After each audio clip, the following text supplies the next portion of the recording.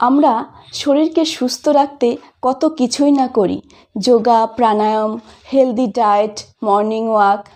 কিন্তু একটা সত্যি কথা জানেন কি, সেলফ লাভ না থাকলে এর কোনোটাই কিন্তু সম্পূর্ণ ফল দেয় না।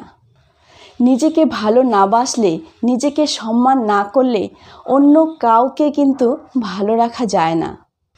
আচ্ছা, আপনার কাছে যদি একটা খালি গ্লাস থাকে, আপনি কি অন্য কাউকে জল দিতে পারবেন? পারবেন না। আগে নিজের পাত্রটা ভরতে হবে, তবেই না আপনি অন্যকে দিতে পারবেন। নমস্কার, আমি পার্বতী রয়, একজন হেলথ কোচ। আজ আমি শেয়ার করব যে শরীরকে সুস্থ রাখতে শুধু হেলদি ডায়েট বা শরীরচর্চা নয়, নিজেকে ভালো রাখার জন্য সেলফ লাভ কতটা গুরুত্বপূর্ণ।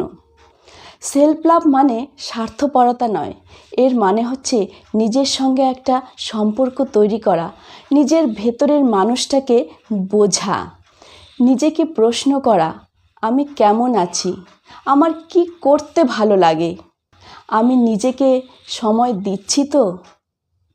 এই প্রশ্নগুলোই সেলফ লাভের শুরু। সেলফ লাভ মানে নিজের শরীরকে দোষ দেওয়া নয়, আমি মোটা, আমি কালো, আমি দেখতে সুন্দর না। এই কথাগুলো আপনার ভেতরের সেলফ এস্টিমকে কমিয়ে দেয়।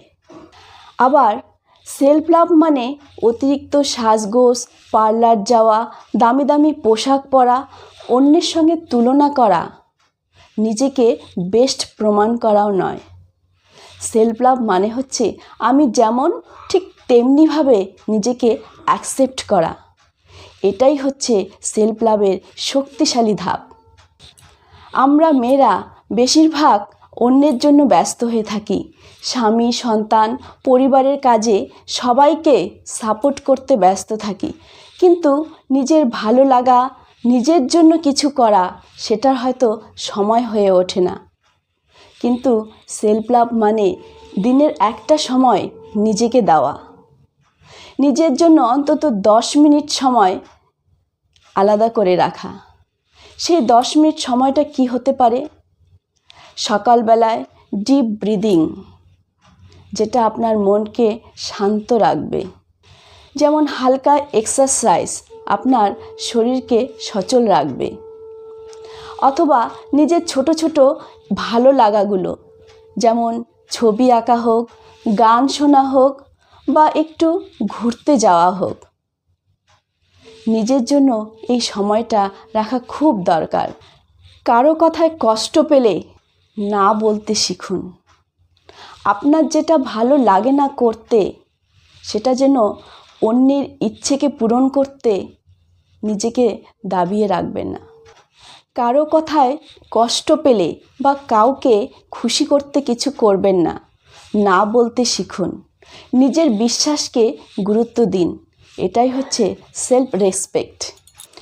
মেয়েরা অনেক সময় নিজের দুঃখ কষ্টকে চাপা দিয়ে রাখে, কারণ তারা ভাবে যে তাদের দুঃখ কষ্ট কেউ বুঝবে না। কিন্তু এইভাবে নিজের কষ্টটাকে চেপে রাখলে কি হয় জানেন? আমাদের যে অ্যাড্রিনাল গ্ল্যান্ড আছে, সেখান থেকে একটা স্ট্রেস হরমোন কর্টিসল নিঃসৃত হয়, যা আপনাকে মানসিকভাবে অসুস্থ করে তোলে, আপনার হরমোনাল ব্যালেন্সকে নষ্ট করে। সুতরাং নিজের আবেগকে কখনো দাবিয়ে রাখবেন না। নিজেদের ছোট ছোট সাফল্যকে সেলিব্রেট করুন। ছোট্ট ছোট্ট যে অ্যাচিভমেন্টগুলো আছে, সেগুলো লিখে রাখুন। এগুলো আপনাকে সেলফ এস্টিম বাড়ায়। আর নিজের আবেগকে স্বীকৃতি দিন, এর থেকেই আপনার হিলিং জার্নি শুরু হবে। আর রাতে ঘুমোতে যাওয়ার আগে 2 মিনিট গ্র্যাটিটিউড প্র্যাকটিস করুন। রাতে ঘুমোতে যাওয়ার আগে গ্র্যাটিটিউড প্র্যাকটিস করুন। আর সারাদিন 3টে কী কাজের জন্য আপনি কৃতজ্ঞ, সেগুলো লিখে রাখুন। এটা মনকে শান্ত রাখে এবং নিজের মূল্য বোঝায়। আসলে সেলফ লাভ কোনো লাক্সারি নয়, এটা আপনার আবেগীয়, মানসিক এবং শারীরিক ভিত্তিকে তৈরি করে।